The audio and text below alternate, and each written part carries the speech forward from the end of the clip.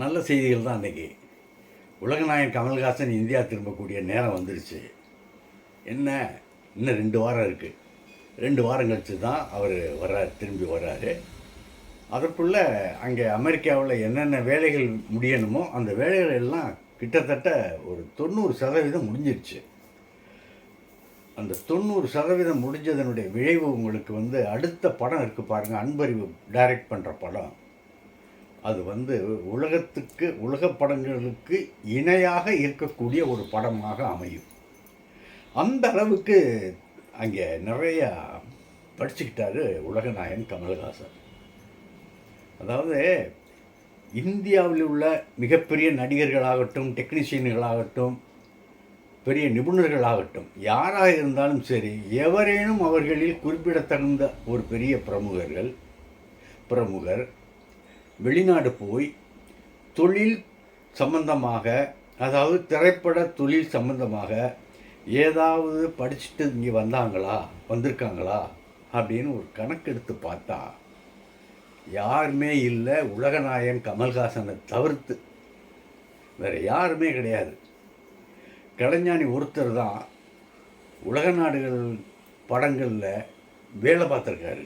Makeup ஆர்டிஸ்டாக Rambo 3 உங்களுக்கு தெரியும், Sylvester Stallone நடித்த படம். அந்த படத்தில் அவர் மேக்கப் போட்டிருக்காரு. இதுக்காக அவர் 1.5 மாதம் அமெரிக்காவில் தங்கி 1.5 மாதம் ப்ராஸ்தட்டிக் மேக்கப்பை வெஸ்ட்மோர்ட்டை கற்றுக்கிட்டு இருக்காரு. வெஸ்ட்மோர்ட்டை கற்றுக்கிட்ட பிறகு இந்த ராம்போ 3 வந்த பிறகு அதுக்கு அடுத்த படம் ஸ்டார் ட்ரெக். அந்த படத்தில் அவர் ஒர்க் பண்ணார். ஆக தொழில்நுட்பங்களை கற்றுக்கிட்டு அதை நம்ம படங்களில் கொண்டாடணும், இது பண்ணணும் அப்படிங்கிற ஒரு உந்துதல் வேறு யாருக்குமே இருந்தது கிடையாது. அவர் ப்ராஸ்தட்டிக் மேக்கப் அங்கே போய் படித்ததுனால தான் அவ்வை சண்முகி, தசாவதாரம் இதெல்லாம் வந்தது. இந்தியன் படத்திலே சங்கட்ட சொன்னது ப்ராஸ்தட்டிக் மேக்கப் போடலாம், என்ன போட்டு பார்த்துருவோம் அப்படின்னு சொல்லி தான் அந்த ப்ராஸ்தட்டிக் மேக்கப் போட்டார் அங்கே. அது நீங்கள் மிகப்பெரிய வளர்ச்சியில் வந்திருக்கு. இப்போ போய் இவர் அடுத்து கற்றுக்கொண்டு வந்ததை இந்த அன்பறிவு படத்தில் செயல்படுத்த போகிறார். பிரமாதமான ஒரு ஐடியா வந்துச்சு. அந்த ஐடியா அப்படி ஒரு கதை அமைச்சிருக்காரு. அந்த கதைப்படி சில விஞ்ஞான முன்னேற்றங்களை, விஞ்ஞான வளர்ச்சியை திரைப்படங்களில் எந்த அளவுக்கு கொண்டாந்தா ஆங்கில படங்களுக்கு போட்டியாக இருக்கும்னு நம்ம நினைக்கணுமோ அந்த அளவுக்கு நினைக்கக்கூடிய அளவுக்கு அந்த படம் இருக்கும் அப்படின்னு விவரம் தெரிஞ்சவங்க சொல்கிறாங்க. ஆக இன்னும் 2 வாரம் தான் இருக்குது அவர் இந்தியா திரும்பி வந்ததும் தக் லைஃப் அதனுடைய ப்ரமோஷன் வேலைகள் கடன்னு ஆரம்பமாயிரும். அந்த ப்ரமோஷன் வேலைகள் முடிஞ்ச பிறகு அந்த படம் ஜூன் 5 ரிலீஸ் ஆகுது இல்லையா, அதுக்கப்புறம் இந்தியன் 3 அந்த படம் சம்பந்தமான சில காட்சிகள் கமல் சார் வந்த பிறகு தான் அதை எடுக்க போகிறாங்க. அது வரைக்கும் எந்த பிரச்சனையும் இல்லை. படம் எடுக்கிறது சேர்க்கிறது அப்படிங்கிறது முடிவாகி போச்சு. லைக்கா மத்தியிலும் முடிவாகிருச்சு. ரெட்ஜன் செண்பகமூர்த்தியும் பச்சை கொடி காட்டிட்டார். இப்போ இதில் என்ன மகிழ்ச்சிகரமான செய்தின்னா, இந்த லைக்கா 2 படம் பெரிய படங்கள் எடுக்க போகிறாங்கன்னு சொன்னேன்ல, அதில் ஒன்று ரஜினிகாந்த் படம், இன்னொன்று நம்மவர் படம். இந்த நம்மவர் படத்தில் முழுக்க லைக்கா எதிர்பார்க்கிறது அவங்க ஒரு ஸ்டெண்ட் படத்தை மனசில் வச்சு அந்த கதையை அமைக்க சொல்லியிருக்காங்களாம். அது என்ன ஸ்டெண்ட் படம், என்ன இங்கிலீஷ் படங்கிறது நமக்கு தெரியலை. அநேகமாக அது அவர் வந்த பிறகு தான் அது தெரியும், அவர்கிட்ட தான் லைக்கா சொல்லுவாங்க அப்படின்னு இது பண்ணுறாங்க. ஆக கமலுடைய சினிமாகிராஃப் ஏறுமுகத்தில் தான் இருக்குது. இது இன்னும் பெரிய அளவுக்கு தான் போகும். பாருங்கள், ராஜ்யசபா சீட்டு எம்பி ஆயிடுவார், கமல்ஹாசன் எம்பி அப்படிங்கிற ஒரு டைட்டிலோடு போடுவாங்க. இதெல்லாம் நம்ம கேட்குறதுக்கு எவ்வளவு சந்தோஷமாக இருக்குது, மகிழ்ச்சிகரமாக இருக்குது. அந்த காலத்தில் முதல்வர் எம்ஜிஆர் அப்படின்னு சொன்னாவே எவ்வளோ சந்தோஷப்பட்டோம். அவரும் முதல்வராக ஆண்டுட்டு பல சாதனைகளை செஞ்சுட்டு போயிட்டார்ல. அதே மாதிரி திரையுலக முதல்வர் யாருன்னு சொன்னால் உலகநாயகன் கமல்ஹாசன் தான், கலைஞானி கமல்ஹாசன் தான். இவர் நிரந்தர முதல்வர். இந்த இண்டஸ்ட்ரிக்கு இவர் நிரந்தர முதல்வர். இவருக்கு பிறகு வேறு யாராவது முதல்வராக வரக்கூடிய தகுதி, வாய்ப்பு இதெல்லாம் இருக்குமானா காலம் பதில் சொல்லும். சரி, அடுத்து இந்த திரையுலகத்தில் ஒரு பெரிய இன்னொன்று இந்த காதலை பற்றி சொல்லிடலாமே. எனக்கு அப்படியே நான் அந்த ஊட்டிக்கு போயிருந்தேன். அங்கே சிவகுமார் நம்ம ஷூட்டிங் நடந்துகிட்டு இருந்தது. ஸ்ரீவித்யா இருந்தாங்க. 2 பேரும் உட்காந்து பேசிக்கிட்டு இருந்தாங்க. ஒரு 4 மணி இருக்கும், சாயங்காலம் ஒரு 4 மணி இருக்கும். அப்போ நான் உட்காந்து அவர்கிட்ட சிவகுமார்கிட்ட பேசிவிட்டு அடுத்து ஸ்ரீவித்யா பாட்ட வந்தேன். அப்போ அந்த நமக்கெல்லாம் என்ன பேச்சு, இப்போ உங்கள் லவ் ஸ்டோரி எப்படிமா, அது எப்படிமா, இது மாதிரி தான் கேட்போம் அவங்கள்ட்ட. அவங்க ஒரு குணச்சித்திர நடிகையாக அந்த நேரத்தில் இருந்தாங்க. அவங்க நல்ல நடிகை, குணச்சித்திர நடிகையாக இருந்தாங்க. அம்மா உங்கள் லவ் லைஃப்பை பற்றி சொல்லுங்கம்மா அப்படின்னதுக்கு அவங்க அது எதுக்கு இப்போ இந்த குளிரில் அப்படின்னு வேடிக்கையாக சிரித்தாங்க. இல்லைம்மா, ஒவ்வொரு நடிகைகளுக்கும் ஒரு லவ் உண்டு இல்லையா, அது உங்களுக்கு எப்படி அப்படின்னு. அதாவது நானும் கமல்ஹாசனும் விரும்பினோம், மனசார காதலித்தோம். 2 பேர் குடும்பத்துக்கும் எங்களுடைய காதல் தெரியும். நான் என் மாமனாருக்கு நல்ல மருமகளாக இருக்கணும்னு ஆசைப்பட்டேன். அதாவது கமல் சாருடைய அப்பாவுக்கு நல்ல மருமகளாக இருக்கணும்னு ஆசைப்பட்டேன். அந்த ஆசையோடு தான் நான் அவரோட பழகினேன். எல்லாம் எங்கேயுமே நடந்துக்கிட்டு தான் இருந்தது, நல்லா ஸ்மூத்தாக போய்கிட்டு தான் இருந்தது. ஆனால் என்ன நினச்சதில்ல, அப்போ எங்களுக்கு வயசு 22 தான். அப்போ அந்த நேரத்தில் எங்களுக்கு 22 வயசு தான். அவருக்கு அநேகமாக 24 அப்படி இருக்கும். நான் அப்போ எனக்கு வயசு 22 தான். அப்போ 2 பேரும் நாங்கள் பேசிக்கிட்டு இருக்கும்போது கமல் தான் என்ன சொன்னார், இப்போ கல்யாணம் பண்ணிக்கணுமா, இந்த நேரத்தில் இப்போ தான் நான் வந்துக்கிட்டு இருக்கேன், பீக்கில் வந்துக்கிட்டு இருக்கேன், நீ நல்லா முன்னேற்றம் வேகமாக வளர்ந்துக்கிட்டு இருக்க, இப்போ இந்த நேரத்தில் நம்ம சினிமா லைஃபுக்கு ஒரு இடைஞ்சல் மாதிரி இந்த லவ் லைஃப் அமையணுமா, கல்யாணம் பண்ணணுமா என்ன யோசிக்கிற அப்படின்னு ஒரு கேள்வி தான் கேட்டார். எனக்கு அது சுருக்குனுச்சு.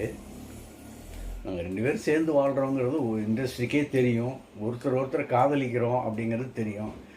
அடுத்து என்ன, கல்யாணம் தான். இந்த நிலையில் அவர் இந்த மாதிரி கேட்குறாரே அப்படின்ட்டு நான் வீட்டில் இருந்தேன். ஒரு நாள் வீட்டில் இருக்கும்போது திடீர்னு கமல் சார் வந்துட்டார். எங்கள் அம்மாட்ட பேசினார். எங்கள் அம்மா எங்களுடைய காதலுக்கு அப்போவே பச்சை கொடி காட்டிட்டாங்க.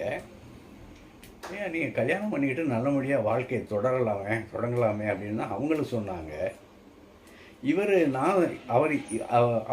என்கிட்ட சொன்னதை நான் கன்சிடர் பண்ணி ஏதாவது சொல்லுவேன்னு நினச்சாரோ என்னமோ தெரியலை. நான் எதுவும் சொல்லலை. சடக்குன்னு எந்திரிச்சு போயிட்டார். அதோடு எங்களுடைய காதல் முறிஞ்சு போச்சு அப்படின்னு ஒரு கதையை சொன்னாங்க. எனக்கு அதை கேட்கும்போது கொஞ்சம் மனசு கஷ்டமாக இருந்தது. முதல் காதல், நம்மளுடைய முதல் காதல்ங்கிறது மனசில் அப்படியே ஆழமாக, அது என்றும் வாடாத பூவாகவே மனசுக்குள்ளே இருக்கும். அதை நினைக்க நமக்கு தூக்கம் நிம்மதியாக வரும்.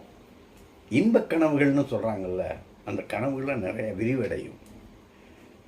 அந்த கனவுகள்லேயே வர வசனங்களை கூட நம்ம லைஃப்பில் பேசலாம். அந்த மாதிரியெல்லாம் அனுபவங்கள்லாம் அந்த முதல் காதலுக்கு இருக்குது. அதை இழந்துட்டாங்களே 2 பேரும் அப்படிங்கிற ஒரு சின்ன வருத்தம் இருந்தது. அதன் பிறகு தான் அவங்களுடைய வாழ்க்கை முறையை மாறிப்போச்சு. இவருடைய வாழ்க்கை முறையை மாற்றிக்கிட்டாரு. அந்த அம்மா ஒரு பெரிய கேரளா டைரக்டரை கல்யாணம் பண்ணிவிட்டு பல அவதிக்குள்ளானாங்க. கோர்ட்டு பயங்கரமான சிதைச்சிட்டாங்க அவரை. அந்த அம்மாவை சிதைச்சிட்டாங்க அந்த மலையாள தயாரிப்பாளர். சரி, அதோட அவங்க காலம் முடிஞ்சு போச்சு. இப்போ நம்மளுடைய காலம் 2 குழந்தைகள், பெரிய குழந்தைகளாகிடுச்சு. அவங்களோட இப்போ இனிமையாக போய்கிட்டு இருக்கு. இந்த சமயத்தில் தான் இந்த காதல் வயப்படுறது பல நேரங்களில் பலருக்கு இடைஞ்சலாக இருக்குது. பல சிக்கல்களை பிற்காலத்தில் உருவாக்குங்கிறதுக்கு ஒரு சின்ன சம்பவம். இப்போ எம்புரான் படம், இந்த எம்புரான் படத்தில் மோகன்லால் நடிச்சிருக்காரு. அது ஒரு உண்மை சம்பவம். கோத்ரா குஜராத்தில் நடந்துச்சுல ரயில் எரிப்பு போராட்டம், ரயில் எரிப்பு படுகொலை, அதெல்லாம் மையமாக வச்சு தான் எடுத்திருக்காங்க. அந்த படம் சுருக்கமாக சொல்லணும்னா பிஜேபி ஆட்சியினுடைய ஒரு கொடுமையான ஒரு அத்தியாயத்தை பட்டவர்த்தனமாக சொல்லியிருந்தாங்க. சென்சார் அனுமதிச்சிருந்தாங்க. ஒரு உண்மை சம்பவத்தை தழுவினது. மற்றும் அதை நேரடியாக கோத்ரான்னு சொல்லாமல் புனைப்பெயரோடு தானே சொல்லுவாங்க, வேறு பேரை சொல்லித்தானே சொல்லுவாங்க. அதனால் எந்த விதமான இதுவும் சொல்லாமல் அந்த படத்தை ரிலீஸ் பண்ண வச்சுட்டாங்க. அந்த படமும் ரிலீஸ் ஆயிடுச்சு. கேரளாவிலே ஒரு பிரச்சனை கிளப்பிச்சு. வெளிநாடுகள்லாம் அந்த படம் சக்கப்போடு போடுது, வசூல். முஸ்லீம் நாடுகளில் வந்து வசூல் அப்படி பட்டையை கிளப்பு தான். அந்த படத்தில் இந்த பிரச்சனை இப்போ வந்து அதை ஒரு இது பிஜேபிக்கு எதிரானது அப்படின்னு ஒரு பிரச்சனையை கிளப்பி கேரளாவில் ஒரு பிரச்சனை இது போராட்டங்கள்லாம் நடத்தி காட்சிகளெல்லாம் நீக்க பண்ண வச்சுருக்காங்கல்ல. அதுக்கு என்ன காரணம்னா, நடிகை மேனகாவை தெரியும் உங்களுக்கு, கீர்த்தி சுரேஷுடைய அம்மா. அந்த சுரேஷ் குமாரோட தான் அந்த அம்மா மேனகா வந்து லவ் பண்ணிகிட்டு இருந்தாங்க. அவர் வந்து கேரளாவில் தயாரிப்பாளர். அந்த மேனகாவும் மம்மூட்டியும் ஒரு படத்தில் சேர்ந்து நடிச்சுக்கிட்டு இருக்காங்க. அந்த நேரத்தில் இந்த கீர்த்தி சுரேஷ் இந்த அப்பா இருக்கார்ல, அவரை அந்த பொண்ணு இல்லை மேனகாவை லவ் பண்ணிகிட்டு இருக்கார்ல, அந்த விஷயத்தை வந்து மேனகாவிட்ட சொல்கிறாரு மம்மூட்டி. அந்த ஆள் நல்ல ஆள் இல்லை, நீ அவரை போய் காதலிக்கிறிய, வாழ்க்கை ஸ்ட்ராங்காக இருக்கணும்னா நல்லவனை காதலி அப்படின்னு சொல்லி ஒரு அட்வைஸ் பண்ணார். இது வந்து மேனகா வந்து அவர்கிட்ட கேட்டுருச்சு, குமார்கிட்டே கேட்டுருச்சு. சுரேஷ் கீர்த்தி சுரேஷ் அந்த சுரேஷ் குமார்கிட்டே கேட்டவுடனே அந்த ஆள் அதை மனசுலேயே வச்சுட்டு இருந்தானா என்னமோ தெரியல. அதுக்கப்புறம் இப்போ தான் அந்த ஆளுக்கு சரியான ஒரு சான்ஸ் இருந்துச்சு. மம்மூட்டியை மாட்டி விட்டான். மம்மூட்டியை மாட்டி விட்டு போராட்டங்களை கிளப்பி இதெல்லாம் பண்ணியிருந்தான். அந்த நேரத்தில் அந்த போராட்டங்கள் இப்போ இதுக்கு முன்னாடி அந்த போராட்டம் இது தீவிரமாக இருந்தது. மம்மூட்டிக்கு எதிரான போராட்டம். அத்வானி வந்து அங்கே வரும்போத திருவனந்தபுரம் வரும்போத அவர்கிட்ட சொல்லி அவர் சாணி அடிக்க மம்மூட்டி போஸ்டர்லாம் சாணி அடிக்க வச்சுட்டாங்க. அந்த ஆர்எஸ்எஸ் சுயம் சேவக்குன்னு சொல்லுவாங்கள்ல, சாகா அந்த ஒரு அமைப்பு வச்சுட்டு சாணி அடிக்க வச்சுட்டாங்க. அந்த சாணி அடிக்க வச்ச நிகழ்ச்சிகள் எல்லாம் இந்த ஆர்எஸ்எஸ் அப்போ செஞ்சது தான். அப்போ இந்த மோகன்லால் மீது ஒரு ஷாப் கார்னர் அத்வானிக்கு இருந்தது. இந்த மோகன்லாலை நம்ம மம்மூட்டிக்கு எதிராக நம்ம கொண்டாந்துடலாம், நீ அவனை அந்த ஆளை ஆதரி அப்படின்னு குமார்கிட்ட சுரேஷ் கீர்த்தி சுரேஷ் அதாவது அவங்க அப்பாட்ட சொல்லி சுரேஷ்குமார்கிட்ட சொன்னோன்னே சுரேஷ்குமாரும் மோகன்லாலை வளர்த்தெடுத்தார், கொண்டு வந்தார். மம்மூட்டிக்கு எதிராக வளர்த்தெடுத்தார். அதனால் ஒரு இது வந்தது. இப்போ அந்த நேரம் இதெல்லாம் பயன்படுத்திக்கிட்டு இப்போ மோகன்லாலை வந்து அவர் மம்மூட்டிக்கு ரொம்ப ஆதரவாக இருக்கார் பார்த்தீங்களா. அதனால் அவர் எப்படியும் உங்களை உடச்சி விடணுங்கிறதுக்காக இந்த மாதிரி ஒரு முயற்சிகளை ஈடுபட்டிருக்காங்கன்னு சொல்லி ஒரு செய்தி வருது. இப்போ மம்மூட்டிக்கு வந்து உங்களுக்கு தெரியும், அவருக்கு பெருங்குடலில் புற்றுநோய் ட்ரீட்மெண்ட் எடுத்துட்டார். ட்ரீட்மெண்ட் இப்போ சென்னை அப்போலோவில் தான் ட்ரீட்மெண்ட் எடுத்தார். சிகிச்சை வெற்றிகரமாக முடிஞ்சிருச்சு. இன்னும் ஒரு ஃபைனலாக ஒரு சிகிச்சை இருக்குது. அதை ஃபாரினில் போய் பண்ணிக்கிறாரா இல்லை அப்போலோவில் பண்ணிக்கிறாரா அப்படிங்கிறது தெரியலை. ஏன்னா இந்த அப்போலோவில் தான், சென்னையில் உள்ள அப்போலோவில் தான் புற்றுநோய்க்கான சிறந்த சிகிச்சை, எளியவர்களுக்கும் கட்டுப்படியாகக்கூடிய அளவில் சிகிச்சை கொடுக்குறாங்கன்னு ஒரு பேச்சு இருக்குது. அதனால் இங்கேயே அவர் சிகிச்சை இது பண்ணிக்கிடுவார் அப்படிங்கிற ஒரு தகவல் இருக்குது. பராசக்தி, இந்த பராசக்தியை தான் ஜனநாயகனுக்கு எதிராக மோத விடணும் அப்படிங்கிற ஒரு கருத்தில் தயாரிப்பாளர்கள் வந்து காய் நகர்த்திக்கிட்டு இருக்காங்க. ஆக பராசக்தி படம் ஒரு முக்கியமான ஒரு அரசியல் படம், அதில் சந்தேகமே இல்லை. இந்தி போராட்டம், ஆதிக்க இந்திக்கு எதிரான மாணவர்களுடைய போராட்டம் ஒரு பெருமளவில் நடந்து வெடித்து ஆட்சி மாற்றத்துக்கு காரணமாக அமைஞ்சது அந்த இந்தி எதிர்ப்பு போராட்டம் தான். அந்த போராட்டத்தை மையமாக வச்சு தான் சிவகார்த்திகேயன் மற்றவங்களெல்லாம் வச்சு பராசக்தின்னு ஒரு படம் எடுக்கிறாங்க. படம் எடுத்துக்கிட்டு இருக்காங்க. இப்போ சிலோனில் போய் அங்கே படம் எடுத்தாங்க. அதாவது மதுரை ஸ்டேஷன் ரயில்வே ஸ்டேஷன் மாதிரி வச்சு அங்கே எடுத்தாங்க. அந்த ஸ்டேஷனில் வந்து இப்போ மலையாள இராணுவ வீரர்கள்லாம் வந்து இறங்குற மாதிரி ஒரு சீன்லாம் எடுத்தாங்க. அந்த இராணுவ தளபதியான ஒரு அதிகாரியாக நடிக்கிறவர் மலையாள நடிகர். படப்பிடிப்பு முடிஞ்சு வந்தாச்சு. மார்ச்சுக்கு பிறகு ஏப்ரல் நடக்குது. மார்ச் 30ஆம் தேதிக்கு பிறகு தொடர்ந்து படப்பிடிப்பு நடக்கணும். ஆனால் இது வரைக்கும் நடக்கலை. என்ன காரணம்னு கேட்டால், சிவகார்த்திகேயனுக்கும் டைரக்டர் சுதா கொங்காராவுக்கும் மன வேறுபாடு, கருத்து வேறுபாடு. இவர் சொன்ன சீனை சரியாக எடுக்கிறதில்ல. சீன் சொல்லவும் தெரியலை, சீன் பிடிக்கவும் தெரியலை. இந்த சீனை இந்த மாதிரி எடுத்தால் தான் இந்த கதைக்கு இது சரியாக இருக்குங்கிறது தெரியலை அவருக்கு.